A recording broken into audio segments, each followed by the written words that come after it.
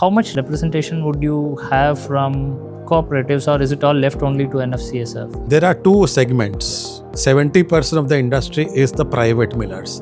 ISMA represents private millers in the country, Right. while the NFCSF represents the co-ops. Corporate. So combined with ISMA and NFCS, we are trying to have the entire ecosystem of the sugar industry. Sir, what other benefits can accrue to a farmer beside just the FRP? I believe work on the yields and the recovery, because the farmer is being paid as per the recovery, Right. and also yields are very important. Okay, now we have 2G ethanol allowed to be exported. If we allow the regular export, we are sitting in twice the capacity but utilizing only half, right? Only about 1,000 crore is used. But at this price, export is not really, there won't be many takers at this price. Moving from E20 to E22 will increase the consumption by almost 100 to 150 crore liter. Immediate relief to the industry. That is the one.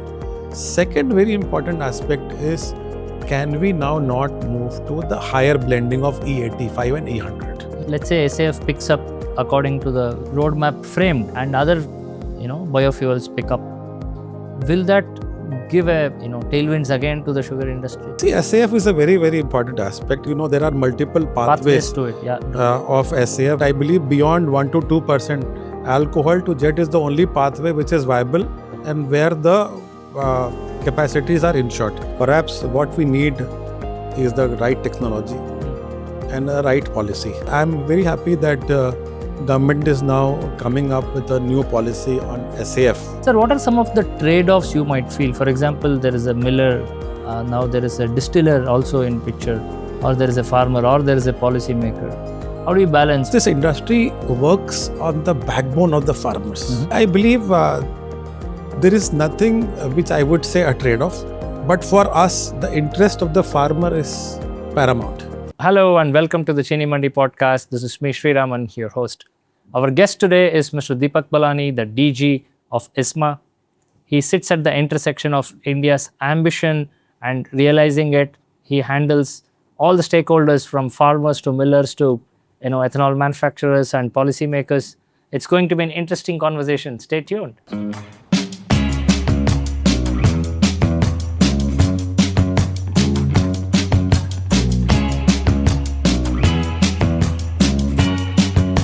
Welcome, sir. Welcome to the show. Thank you. Thank you for having me in your show. Our pleasure. Sir, you sit at the intersection of policy and the industry. So today, where do you think ISMA has the most influence, and also where do you think there are some more constraints? See, ISMA traditionally was always a trade association, an interface between the government and the millers. Previously, we were only doing sugar, for example, trade, policy, subsidy, quotas. Since the industry has come a long way, and so has ISMA has also come a long way, we are now basically a data-driven association. It's a data-driven policy approach. ISMA is into a lot of research, study, and we have now also embarked upon the bioenergy segment. So that's why we were Indian Sugar Miller Association. Now we are Indian Sugar and Bioenergy Manufacturers Association, catering to the entire ecosystem of sugar and the bioenergy. Sugar industry has become a very, very important part of the entire bioenergy systems, specifically on the ethanol segment. Right. And constraints, if any, are yet to be solved, problems yet to be solved? There are many problems to be solved. You see, the problem, like for example, industry faces numerous challenges, specifically on the sugar pricing, which is an old problem. Right. 10, 15, 20 years back, there was a cyclic problem. We always had a problem of cane arrears. Ethanol played a very important role. Having come so far, there are various new challenges, specifically on the sugar pricing, on the ethanol pricing, on the ethanol allocation. How do we see the policy moving ahead? How the industry perhaps is aligning itself with the government in terms of what is the policy narrative. So there are various challenges with reference to the, for example, MSP or ethanol pricing. But these are something which are ongoing, and that is where ISMA plays a very important role. Some things are done in a shorter term, but we also have a shorter, medium and longer term. So I think, having said that, ISMA plays a very important role for the entire development of this ecosystem and specifically our sugar millers. Thank you for saying that. So you mentioned data driven and alignment. So building on that, right? So have you think the association has matured to setting just or few policy to setting directions for the whole industry, right? Being just a liaison body to a body that can give directions like a compass. See, basically, what we give is suggestions. Obviously, we cannot give directions to the government because, as I said, the policy plays a very important uh, parameter for the industry to be successful. Example, the ethanol blending program, which the government came out in 2018, which set a clear roadmap. Based on that roadmap, industry invested huge amount of money, manpower in building up those capacities. What ISMA does is gives lot of policy driven, data driven, research driven pointers to the government so that the policy is made in such a way that industry is interested in investing in the project. Right. Industry is invested in the concept of an entire project. And So- that is why we play a very, very important role. In that I'm still in the same zone of data and alignment. So how much representation would you have from cooperatives, or is it all left only to NFCSF? No, there are two segments. 70% of the industry is the private millers. ISMA represents private millers in the country, Right. while the NFCSF represents the co-ops. Cooperatives. We are working together on many aspects. So combined with ISMA and NFCS, we are trying to help the entire ecosystem of the sugar industry. Right. So it's inclusive. It's not like you have a confines or a domain to play. It's inclusive in that sense. Ultimately, what we are trying to help the industry, the private industry, also helps the co-ops because a lot of these challenges are common. Yeah, it's the same ecosystem. Yeah. Yes. Sir, what are some of the trade-offs you might feel? For example, there is a miller, now there is a distiller also in picture, or there is a farmer, or there is a policy maker. How do you balance? What are some of the trade-offs? Or if you want to have to take a side, whose side would you take? We are not in business of taking sides. I believe, see, when we are talking about the sugar industry today is an integrated biorefinery. It is not that sugar is a separate subject and ethanol is a separate process. These two segments are completely integrated. For example, the entire ethanol was brought in to balance the sugar stock in the country. Before the ethanol ecosystem, we had sometimes we have too much of sugar in the country, which was depressing the domestic prices. You remember way back 5-7 years back, Right. government also had to provide subsidy so that India is able to export. Right. Now today, in a W2A kind of a situation, today that is not possible. Ethanol brings that parameter where the equilibrium is maintained between sugar and ethanol so that you have a decent, reasonable domestic prices. You are also helping the industry or helping the country in getting the energy independence through ethanol economy. So there is a balance today. That is where the industry is playing a very crucial role. Understood. But between the same subset, let's say within the sugar, if not ethanol, there could be a farmer critical aspect or a trader first aspect. Not critical, let's say farmer first agenda, trader first agenda, miller first agenda, or a policy maker first agenda. So have you faced some trade-offs like that? Hey, where do you stand, or where do we stand as a body? See, I believe there is nothing which I would say a trade-off. But for us, the interest of the farmer is paramount. Okay. Because this industry works on the backbone of the farmers. If the farmers are happy, if their income is good and their income is increasing, we will be insured or assured of the sugarcane feedstock. For us, feedstock is very important. Right. If we don't get the sugarcane, we are nothing. So first and foremost, the priority, the benefit, the income, the prosperity of the farmer is the utmost importance for us. So that- for that matter, Yeah. FRP is something which we are always saying, yes, government is increasing FRP every time. Right. But then there is another challenge which comes with it. Because government is revising FRP every time, so the cost of production for the millers is also increasing. Right. For example, if you talk about the sugar prices, in last 6 to 7 years, government has increased the FRP by almost 30%. But where is the MSP today? MSP, which is the minimum support price of Right. sugar, is still stuck at 31 rupees. Now, that does not reflect the actual cost of production of sugar. True. Because if you take FRP into account, which is 355 per quintal as of now, my cost of production of sugar is almost 41 rupees. But I am still stuck at 31 rupees. So if I have too much of stock sometimes in the country, what it does is it puts a downward pressure on the sugar prices, Right. which hurts the industry. For example, Maharashtra and Karnataka, every year for last 2 to 3 years in December and January, the industry is compelled to sell the sugar at a cost of 35 rupees or 36 rupees a kilo, which is almost 4 to 5 rupees less than the cost of production. And that is where the industry is getting hurt. And that is what we are trying to avoid by trying to convince the government that it is high time when you revise the MSP to almost 41, so that at least you are at the There's level a of cost of parity. production. Yeah. We are waiting for that policy. I am sure we have been assured by the government. At some point of time, we will see a good news. Right. Sir, on the same lines, what other benefits can accrue to a farmer beside just the FRP? See, FRP is one thing, but we need to, I believe, work on the yields and the recovery. Because the farmer is being paid as per the recovery. Right. And also yields are very important. For example, this year, if you talk about Maharashtra, we were expecting much higher yield. But ultimately, we saw the production slightly lower than what we had expected because of the lower yields, because of the lower early flowering, which basically affected yields in Maharashtra and Karnataka to some extent. Same was with UP.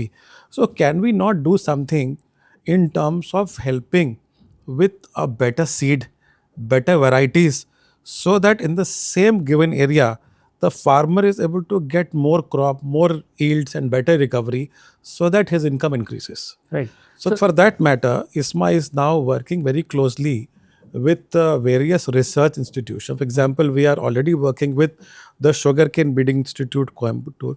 We are testing almost 28 varieties across the tropical and subtropical regions. I'm happy to say that 2 varieties have come up which has a very good trial results, which is CO20016 and CO21012 for tropical and subtropical.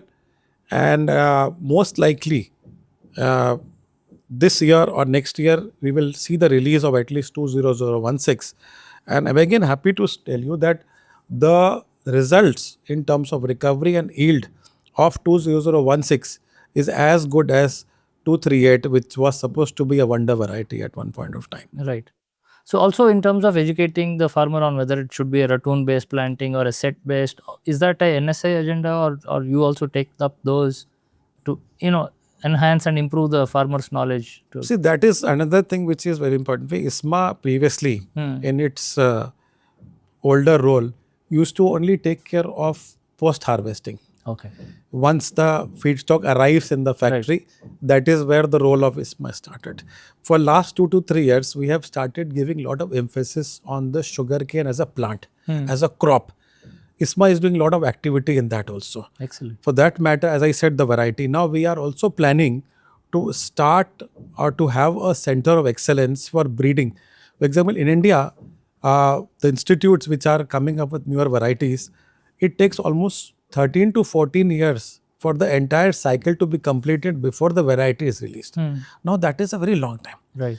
We have already done a lot of research in fact finding in Brazil, in China. Recently there was a delegation of ISMA. We visited Advanced Breeding Institute in China, where we found that this entire cycle of 14 years could be brought down to almost 7 to 8 years by deploying advanced technologies. For example, genotyping or phenotyping or advanced breeding methodologies. So that is where we are now planning, very closely working with the government, with the DFPD and also Agriculture Ministry, ICAR, in seeing that if this kind of institute could be set up in India. And we are also, ISMA is planning to participate both in terms of resource, in terms of funding, so that we have this center in India where the varieties could be brought in early, so that after every few years we have very good variety for the farmers. Right. And on the second aspect, the seed also becomes a very big problem. What happens, because by the time the seed reaches the farmer, there is a bit of a quality degradation. So we want the farmers to have the good quality certified breeder seeds to be there. So we are now working with UP IISR, where we have planned to have an ecosystem where we can have the better seeds done and supply the seeds to the industry and the farmers. So availability of good certified seeds to the farmer is also on the agenda of ISMA from this year onwards. Right. And again, the third point which you just mentioned, I believe a lot of awareness needs to be done when we are doing it for the ratoon management Yeah. of Because the if they keep ratoon. replanting the same thing, whatever new breeds come. Yes. So I believe the farmer needs to be educated on how to take care of the ratoon. We are only doing 1 ratoon, 2 ratoon max. Yeah. Brazil is doing 8 ratoons, 9 ratoons. I think we But need even to with work 2, on the yield goes down. So Yeah. 8 is. Yeah, so we need to really work on that. And ISMA, I'm happy that with other institutes, we are working on a lot of awareness for the farmers as well. Sir, thank you, and I wish the industry moves forward in all the initiatives you are taking. You mentioned about ethanol and also the ISMA's identity being so inclusive to include all the biofuels today.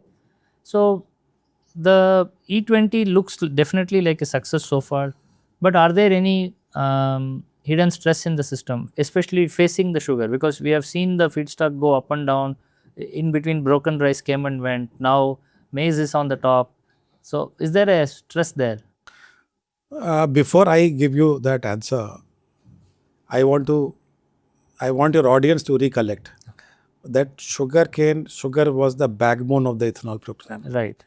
The very reason why ethanol program was brought in to support the sugar industry. Because sugar industry used to go, had a problem of typical being a cyclic in the nature. So there was always a problem of the cane areas. Somehow we wanted to have more support to the farmer, along with the other benefits with the ethanol brings. So way back in 2014, we started with almost 1 to 2% of ethanol blending. It came to almost 4 to 5% by 2018. And after this, government came out with the ethanol blending program, along with a lot of support mechanism, and a target by 2030, we will achieve 20%. Although we achieved, hats off to the government and also industry, how we came together that we achieved 20% in 2025 itself. Having said that, there was a complete policy roadmap way back in 2018, where Niti Aayog also came out with a roadmap. There was a clear policy narrative that whenever there is an increase in the feedstock prices, because in India we are in a way a controlled regulation of the ethanol economy, because our feedstock, which is basically sugarcane, the prices of the feedstock, unlike in other countries, is decided by the government. Yes. So we have a fixed price of the feedstock, and feedstock is almost 75% of my cost of production of ethanol. So the price of feedstock is the most important component in my cost of production. It was very clear till 2023, whenever there was an increase in FRP, government had a corresponding increase in the cost of ethanol as well. Right, or the offtake price. Of the offtake price by OMC, which is the sugarcane juice, B heavy or C heavy molasses. Unfortunately, from 2023 onwards, has been a status quo. Although the FRP has gone up by almost 16 to 17%. Now that is what is hurting the industry, because my cost of feedstock has gone up, the cost of conversion in terms of other expenses have also gone up, but my offtake prices are stuck at the same level. Today, as an industry, we have invested 40,000 crores. We have no option but to supply ethanol. We can't keep our capacities idle. We are compelled, even at no loss, no profit or a loss, we need to provide, because I can't keep my industry idle. Right. So, and I have only one customer, that is my oil marketing company. I don't have any other customer. Right. The entire program, the entire capacity was brought in to supply to OMCs. So in a way, the industry is stuck. So this is the biggest challenge which we are facing today. For example, if I talk about the cost of production at this level of FRP, I am at least 10 rupees below my cost of production. But what I am telling you, the government, that okay, today sugarcane juice, for example, the offtake price is 65. At least it has to be 70, if not more. Because I understand the problem on the other side. They also, couple of months back before the war started, they felt that the cost of ethanol is higher. Yes, because we had cheaper imported ethanol already coming in. So But cheaper ethanol import was only for the industrial Yes. use, not for the petrol blending. again, that's a But that is a protective layer given. Yeah, but that is a completely separate subject. You see, because we can't compete or compare ourselves with the imported ethanol, because ethanol, which we consider cheap, there is no regulation on the feedstock prices. Here we have a regulation of the feedstock prices. So the level, this is not a level playing field. We are bound by the FRP, we are bound by the feedstock prices. So here obviously the cost of production is higher than any other places where they are using maybe GM crops also. But having said that, what I'm just trying to say is that since we are heavily invested into this project, I mean the challenges of the offtake price, we 2 months, 3 months back before the West Asia crisis, there was section in the OMC which felt that the cost of ethanol is higher. But today I am sure they have realized, having seen crude moving from 55, 60 to 100, 110, 120, and we don't know what happens next because nobody is clear. Now we feel that we should have perhaps moved ahead in terms of allocation if we would have used more ethanol. And today, with that perspective, looks ethanol is much cheaper. Right. Yeah. So, I mean, that was my follow up question. What happens if crude prices fall sharply? Like, let's say it goes to half. Just assuming it's a fiction now, but let's say. No, if the crude, see, the problem is that can we rely on such volatility in the crude market? Sir, we can't rely, hence it's called Yeah, volatility. I believe say it's very important for us to use our own capacities, because with this last 2 months, I believe we have learnt a lesson Yeah. that over dependence, specifically Even just on the energy, dependence. Yeah. Even just the dependence. Yeah. on the energy, as crucial as energy, is not good for the country. We are a huge population. We have heavy dependence on energy. Yes. Can we continue to rely upon such things? I believe we should not really look at the crude prices, but we should only look into how we can really reduce our import dependence of the crude. Can we start investing in alternate pathways? Can we set good narratives as far as the policy is concerned? Can we bring more investment in the sector? Can we have multiple pathways where we can have, for example, not only ethanol. I mean, let's have ethanol, let's have EVs, let's have CBG, tomorrow we'll have green hydrogen. Whatever we can do it in our own country, Right. let's All the try to pathways for concentrate the- on that and reduce our dependence on the imported energy as far as possible. Right. And of course, ethanol plays a huge role. Sir, you mentioned 75% of the cost of producing ethanol is feedstock. So, was it also a reason why maize got picked? Because sugar prices going up and down, or sugar being expensive, I can get maize much cheaper. Though the yield is little lower. See, I don't think maize started with that. If you remember way back in 2023 December, Yeah. when the government brought in certain restriction on sugar juice, ethanol, and also from B heavy, in anticipation that year the production might be lesser, although it didn't happen like that.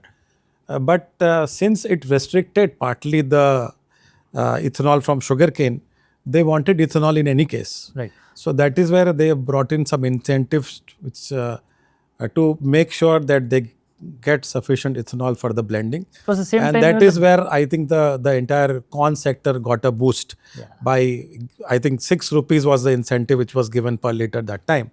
But having said that, you see, last 2 to 3 years after this incentive was given, I believe there has been unintended consequences of promoting corn. I don't have to say, everybody knows it, that corn we thought would replace rice, which is a crop which takes a lot of water, and we have too much of rice in the country. But it actually replaced the pulses, the oil seeds. So while we reduced the import of crude to some extent because of the corn ethanol, it increased the import and- of my pulses and oil seeds. I believe that was unintended. Nobody, I don't blame anybody for that. I think, but there needs to be a course correction. There has to be a proper.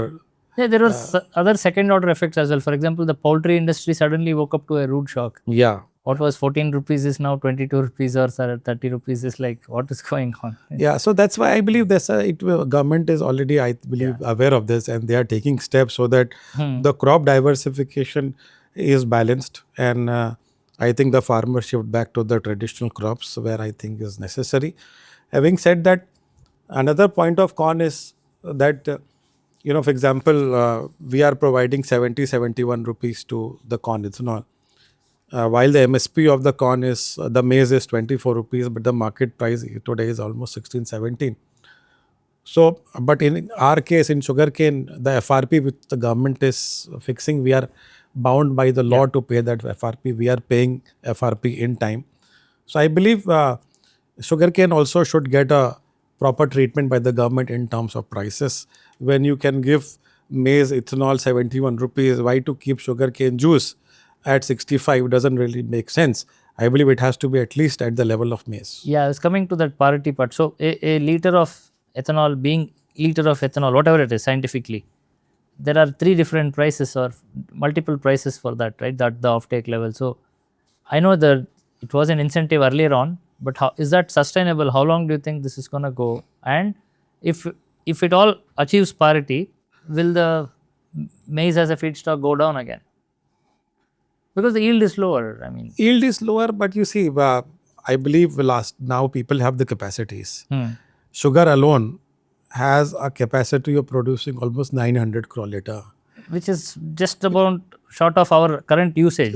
But even grain today have put up the capacity, and the capacity is almost 1100 crore liter. So collectively, we have 2000. 2000 crore liter is the capacity. So obviously, we don't want any industry to suffer. We want everybody to prosper, to use the capacity. So the only solution is to increase the pie. Yeah. Instead of we want certain allocations to happen to the sugar industry, because it's very important for us to maintain a balance between sugar and ethanol in terms of stocks, also in terms of utilizing a capacity. And that's why we have requested government to at least reserve 450 crore liter year to year basis to sugar, so that at least the diversion of minimum sugar happens and we have a right balance. Having said that, the only solution which I look as a long term is to enhance the pie or consumption of ethanol. And that is where the solution is for everybody. Right. Sir, so this is like a little goes in circle, because okay, now we have 2G ethanol allowed to be exported. If we allow the regular export, we are sitting in twice the capacity but utilizing only half, right? Only about 1000 crore is used, 1000 crore liters is used. But at this price, export is not really a, there won't be many takers at this price. So the price has to come down. Okay, if the price goes down, then that affects the farmer income. So you see the circle I'm going again and again, right? So how do we make the pie bigger? That's my wish. See, the pie, there are two things. One is the export, which I'll talk to you later on this. But as far as the pie is concerned, there are two immediate pathways where the pie could be increased. One is the Beyond calibrated E20. increase beyond E20. Right. For that matter, it could be moved to 22 and then 25, 27. 25, 27 could be later, but at least 20 to 22 is possible. Why? Because most of the vehicles today are E20 compliant vehicles, and I am told that all these vehicles have a very high tolerance level, and it can easily take 22%. So something which perhaps could be done is 22. Moving from E20 to E22 will increase the consumption by almost 100 to 150 crore liter. Immediate relief to the industry. That is the one. Second very important aspect is, can we now not move to the higher blending of E85 and E100? For example, what Brazil has done. Yeah, FFVs and the entire... Brazil in last 20-25 years, they have moved from ICE engine to complete flex engine. Now, flex engine is a slightly modified version of an ICE engine, which can take any blend from E0 to E100. Right. Today, as a result, Brazil, they have 90% of the fleet in Brazil is flex engines. Right. Yeah. So the customer has a choice. Whether he wants to fill E100 or E27, That's up to them. E27, which is their base blend. Right. It is up to them. Here also we want such ecosystem to now come in. And I'm very happy to note that after, obviously ISMA has been advocating for this for quite some time. We have done some testing.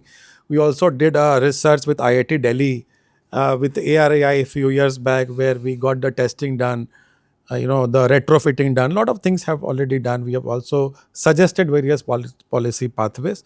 But I'm happy to share that in last couple of months after this crisis has started, government has started seriously thinking about it.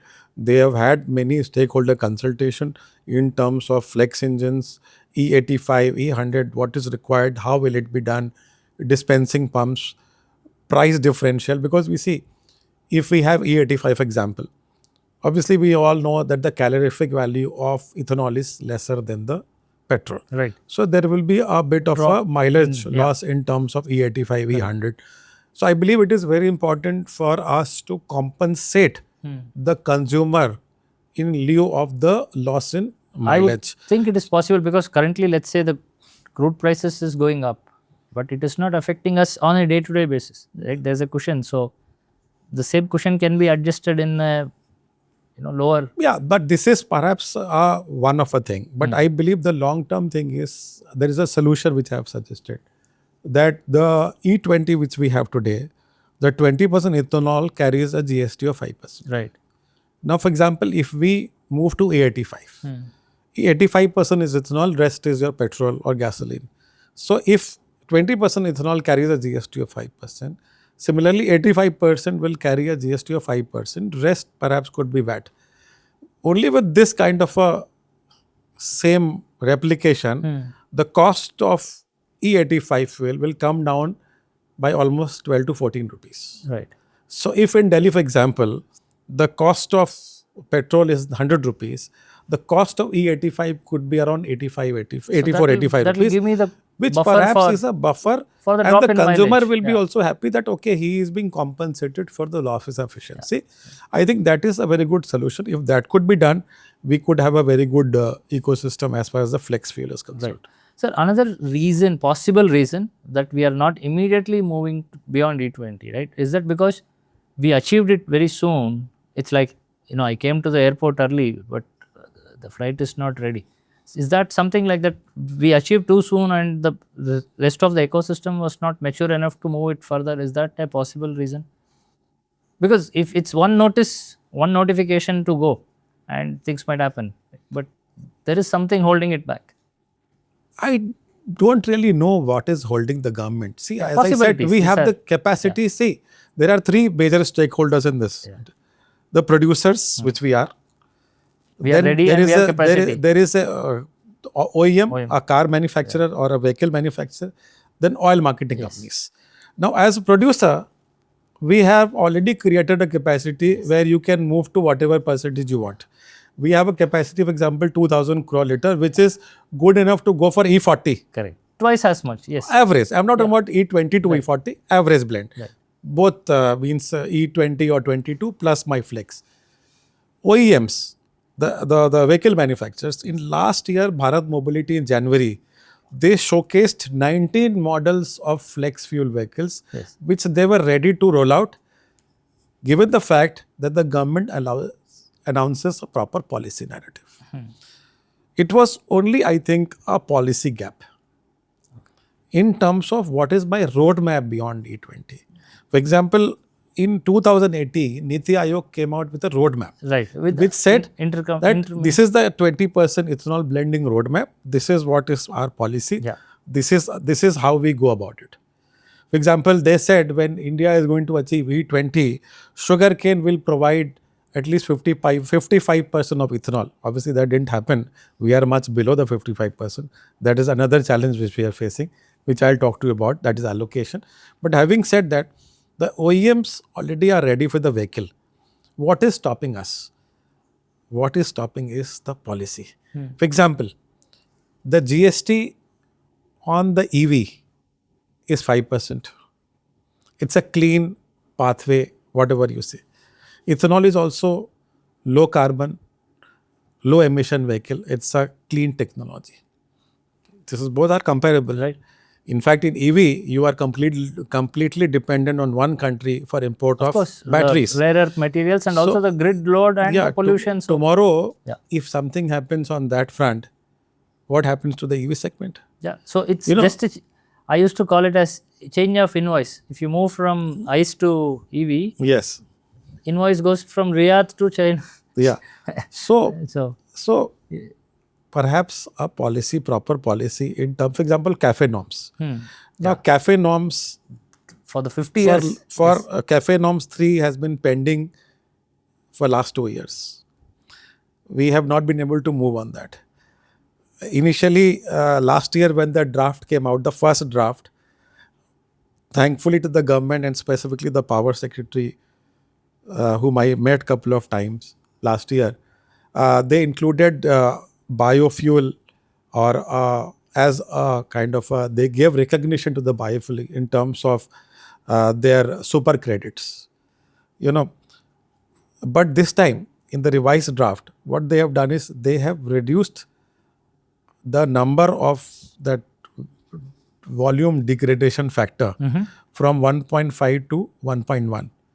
That means for every 1,000 vehicles which a manufacturer is making, or for example, flex fuel, they get a credit of extra 1,000. While EV has been given a factor of 3, 1:3. So they make one EV, they get a credit for 3 vehicles. Right. So initially for flex fuel or for example smart hybrids, it was 1.5, which they have reduced to 1.1. So we have again approached the government and have told them to at least revise it back to 1.5 so that it is kind of incentivizing the OEMs. You will have to give kind of a support to OEMs so that they are able to roll out such vehicles. Sir, I'm being frank. Most of the EV suggestions and EV is used as a crutch or as a policy makeup most of the time because it's nice and easy to say it. But the real clean energy and sustainable and self-sufficiency of fuel will only come from FFV and not Absolutely fine. You see EV. Now, we have had few meetings with a lot of stakeholders. Now, what are we talking about in terms of EV? Are we only concerned about the tailpipe emissions? Yeah. Because EV only resolves my tailpipe emission. That's all. But it moves the smokestack from one place to other place. So what if we consider the entire life cycle analysis? Scope 1 to scope 3 emissions. You know, in our country, whatever electricity is being generated, 70% of the electricity is coal generated. So you are not creating a pollution here, but you are creating a pollution somewhere else. Yes. Delhi itself is being fed by almost 10 to 11 power plants around Delhi within 300 kilometer. For example, if you are making all the EVs in Delhi, okay, you are reducing the tailpipe emission, but what happens? You are again increasing the grid load. Correct. You are increasing the load on the coal generated power. The entire smoke is going to come to Delhi only. And the rare earth needed for it. So you are moving dependency from one to other. I am not against EV. I am against one policy narrative or one pathway. India is a huge country. Correct. You need every segment. You need all clean technologies. You need ethanol. You need flex fuel. You need EVs. You need CBG. CBG is another very important aspect. Very low cost energy source today. We need CBG, and in future we also need to get into green hydrogen. Right. I believe we have to follow a multiple clean technology pathway, which is the most important for our country. Thank you, sir. So that being said, as let's say SAF picks up according to the roadmap framed, and other biofuels pick up, will that give a tailwinds again to the sugar industry? How do you see that working out? You see, SAF is a very, very important aspect. In fact, ISMA has been working on various advanced biofuel, how we perhaps can have more discussions on that. Perhaps what we need is the right technology and the right policy. Last year, we came out with the SAF roadmap for the industry, ISMA along with Deloitte, which perhaps highlighted, because there are multiple pathways to it, of SAF which has been allowed. But I believe beyond 1 to 2% alcohol to jet is the only pathway which is viable and where the capacities are ensured. For example, if we reach at 5% by 2030, with whatever capacities we'll be able to generate and the requirement, we'll be able to consume another 50, 60, 70 crore liter of ethanol into SAF. Okay, I'm very happy that government is now coming up with a new policy on SAF. Right. I was told the Ministry of Civil Aviation is now in the final stages of drafting the SAF policy, because unless you have the policy, the investments are not going to come. It's a huge investment. Yeah. And there has to be a proper offtake mechanism. There has to be a proper price mechanism for the industry to invest. Having said that, a very interesting fact is that ISMA along with Terry, we have done the study on the LCA of SAF in India. Okay. Now, with the sugarcane feedstock, the life cycle analysis, for example, the carbon emission index of SAF is coming to around 23.8 gram of CO2 per megajoule, which is the lowest in the world. Even Brazil is higher than us. Okay. Which gives us an inherent advantage as far as the carbon credits are concerned and also export of SAF is concerned. And because it is a LCA of ethanol, so first part was a LCO of 1G ethanol and then SAF. I'm happy to tell you that the CI, carbon emission intensity index of 1G ethanol is coming to around 12 to 14 grams CO2 per megajoule, which is again the lowest in the world. Yeah. So we as a sugarcane feedstock have a global advantage, global competitive advantage in terms of our 1G ethanol and also SAF. Right. So that's going to be a tailwind for the sugar industry. Absolutely. Right. Sir, so everyone compares us to Brazil in some capacity. So there is merit to it. But tell me some areas where we are ahead and some areas where we need to catch up. See, Brazil definitely is a much mature economy as terms of ethanol is concerned. On the sugar front, let's talk about sugar front. Okay. Yeah. Now, sugar front, we are almost at the same level. Our yields are almost 80 tons per hectare. But as I said earlier, we need to do more work on the ratoon management. They are going 7 to 8 ratoons. We are only at 1 to 2. We need to work on that. But what perhaps they did in terms of utilization of ethanol is something which we need to replicate. As I said, the flex fuel and also the blending percentage. Now, because they have 90% of the fleet as a flex engine, it's very easy for them to increase the base blend also. Right. Because you see, flex engine can take anything from E0 to E100. Their base blend today is 27. They can easily move to 31, 32. Yeah. So that is something which we need to learn. There is a cushion and elasticity for them to play around with. Yes. So I think, but what India has done, I believe in matter of very few years to achieve 20%. Brazil has done it in 20 years. We have done it 7 to 8 years. So and that's a perhaps advantage we have. Like the wisdom goes learn from other mistakes. So maybe we built on their learning curve as well, right? Some of the things maybe it's already proven or they have shown us the way. We don't have to learn the ropes again. Yeah, they have definitely shown us the way. I believe we can go beyond them because our government is very proactive. And what we have seen is that if government decides under the current Honorable Prime Minister and his vision, if he decides something, I think we'll be able to achieve it very quickly. Right. Sir, I truly appreciate everything from the policy and government and how India has been, growing. But also makes me wonder that are we building a competitive industry where market forces can have a free will and, play by itself, or are we policy dependent always? This is a very tough question, I would say. Okay. Because you see, we are a regulated economy in terms of sugar and bioethanol. Again, because our feedstock prices are regulated and everything depends on our feedstock price.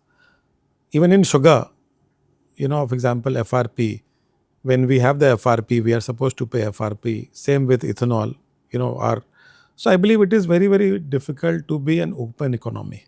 because we cannot be regulated at one time and be an open economy at the same time, because again, to be competitive in the world, then everything has to be deregulated, Right. which is not possible, because we have to make sure that the regulation is working good for us in terms of income to the farmer. So I believe this is again a very a topic which has to be studied, which has to be But I think studied. sugar is possibly the only one where across the value chain, from the farm to the fork, pretty much every aspect is guarded, regulated. It's like you have very little option to color outside the lines. You have to draw within the Yes, paint within the to lines. some extent you're right, but I believe now industry is diversifying into various other products. For example, beyond ethanol, we are seeing a PLA project coming up. Again, the millers or the mills are also putting up a lot of CBG plants. Now there is already government is supporting CBG industry through their Govardhan project, and they are also coming up with a new scheme in terms of Sampurn, where they have decided to give some fiscal incentives to the CBG industry. So a lot of people have, or are diversifying into newer areas to create more products, to have more profitable venture. So obviously we have almost all the aspects which is regulated. I believe the industry still have some scope to get into newer products and create more economically viable ecosystems, Right. so that they are better off economically. Sir, sugar gives one of the highest biomass. Sugar has highest energy in it, and with the entire energy self sufficiency narrative, we are looking at more and more biofuels, maybe possibly biochemicals as well. So let's say in 10 years from now, will sugar be a byproduct in a sugar mill? Very difficult to say that. See, We also produce sugar, it's like. yeah, we are second largest producer of sugar in the world today, and it's very clear we produce sugar first, Hmm. we consume first, then we diversify or divert in ethanol, and third is exports. So I believe sugar will still remain the first priority, Okay. because for us it is also about feeding our own population. Yeah. But yes, whatever is left after the consumption and also after ethanol, I believe the industry, ISMA, we are working very extensively on increasing the yield and recovery. So in years to come, we will have this resulting into much higher production, Right. which will give me a lot of surplus into thinking of diverting into various other products. So we will definitely create more leverage in terms of newer products, but sugar will still remain the first priority for all of us. Sir, to diversify into more, I'm just moving into the territory of a little bit of risk and capital. So to diversify to other, green energy, biofuels, biochemicals, again, there is a capital outlay has to be, it's upfront, right? More heavy investments goes upfront. Um, are there, we have seen in ethanol, there is already an excess capacity, but we are kind of running at half. And we spoke about it in the beginning of the conversation. So industry is running even if it is at par or even if it's a rupee lower. So what gives confidence to, or what could give confidence to a sugar miller to kind of take that risk, put that capital, and diversify into sugar adjacent or sugar related products? See, I believe economic viability of any project remains most important aspect for the miller. Yeah. The miller will only put up the money or put the investment if he sees a return, a decent return. So decent return has to be assured. As I said, if it is a regulated market, the government has to make sure that the prices are also regulated in terms of getting a viable return. For example, I will tell you example of CBG. Now, as per today's policy, it takes almost 8 years for the return on investment. But that's pretty long term. Industry is not going to come up hugely investing into such projects. There are a lot of other challenges. So the policies have to be prepared by the government in such a way that the ROI is assured in a shorter term. The industry sees the value, because a lot of these companies are public limited companies. It is also, and they are answerable to their shareholders. So I believe all these aspects need to be taken care in terms of investment. If you want industry to invest, the government has to make sure the investment is viable, the economics are viable, and there is a good return to the industry. Sir, I 100% agree, but it's sounding very similar to what happened in ethanol. The government gave a offtake price. Look, I will give you a nice cushy price here. It's a assured profit. So that meant more entrants came in, right? I even have an industry leader saying, please stop any more entrants in this industry.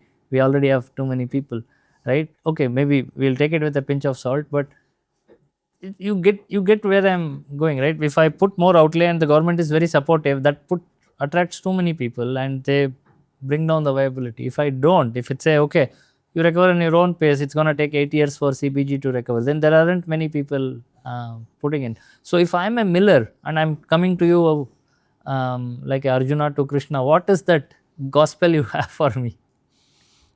No, at the moment, I would not recommend you to put up a ethanol plant, definitely. Okay, right. Yeah, because you know why. But yes, perhaps I would always encourage people to invest into new areas, which basically perhaps maybe could be seen as a long-term or a medium-term plan. As I said, see, for example, Balrampur, they are putting up a PLA project, the first PLA project in the country. It's an amazing project. You know, the kind of investment, and this perhaps could be an alternate to the single-use plastic, which is perhaps one of the biggest problem of the country. So what you are doing, you are solving a very big problem of the country. Yeah. You are getting into a completely new product with a definite, a roadmap. Right. You know, and there is a government which is completely supportive to such a plan. Why can't we think of similar projects? I'm not talking about PLA. There could be there is DME now. Last week we were talking to it could be Samir DME project. It could be carbon offsetting projects. There could be anything. There are new products. For example, I was told you could make protein out of sugarcane. There are some projects which have come up. That's the first time I'm hearing about it. Yeah, so there are a couple of projects which have come up in sugarcane pure carbohydrates. Where is? Yeah, there could be some protein or food which perhaps could be manufactured. Wow, okay. I was told that there are certain projects which have come up in Europe or some other countries. Can we not have some? We think about newer projects. What are the new products which we can manufacture?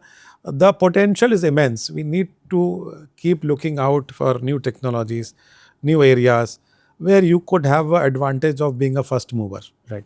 Sir, is there anything in the industry that's keeping you up at night at the moment? At the moment, I believe I am more concerned about what happens to the energy crisis. And that is really scaring me, because perhaps this time we should be able to sail through as what is happening. But as a country, as a person who love my country, I don't want my country to suffer in future. So I believe it is very important for us, for the government, to have a long-term perspective. How we perhaps have a scenario where we have not too much of dependence on such geopolitical issues. Right. I believe if we can really start focusing on our own resources, the regulations have to be clear, the planning has to be clear. The industry is always with the government. We are ready to be with the government for any crisis. The industry has in past shown that we can invest, we can participate with the government on any viable project if the government wants. Right. So I believe this is the time when perhaps we should think long term. We should increase our portfolio of our own energy resources. And that is what perhaps is the biggest challenge. And I feel if we can resolve that, it will be a big success for all of us. I share your concern, and my wish list is same as yours. Sir, a few rapid questions. You can either answer in a few words, maybe 10 words or fewer, or maybe within 5 seconds, whatever is your choice. So, one policy decision that truly changed the game for ethanol. I think ethanol blending program in terms of price mechanism. Uh, Plastics to sugar and ethanol. What is same? What is different? This is directly connected to the farmer. This is very close to my heart. And I believe I love working with anything which helps our rural prosperity, which helps our farmers. Yeah, but your transition from plastic to sugar, anything similar? I believe, see, that was a very huge area, lot of challenges in terms of product diversification.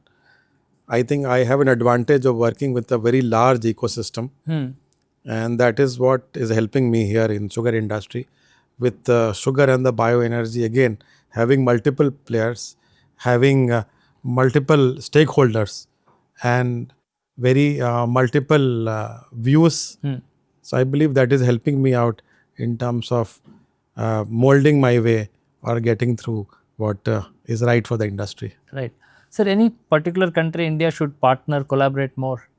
I believe Japan is something which is perhaps our natural partner. We have signed a joint credit mechanism where the investment could be brought in from Japan, specifically in the bioenergy sector. They are very eager to collaborate with us.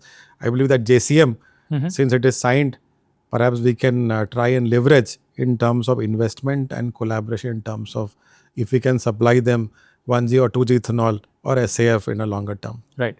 Sir, will it be sugar or ethanol the hero of next decade? I believe hero of next decade could be anything between ethanol and advanced biofuel. Oh, okay. Wow. Okay. Sir, one myth about sugar industry that you want to break. This is another very big issue. I will take a minute on this. Sure.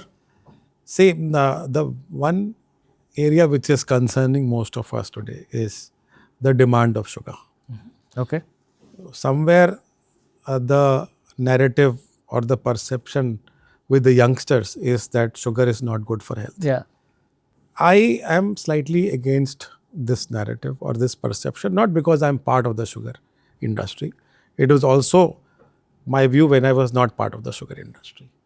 I believe sugar is something which is very natural, and for everything people blame sugar for is not because of sugar, but because of how we lead the life. Are we able to take care of our health in terms of our dietary habits, our exercise, our other aspects?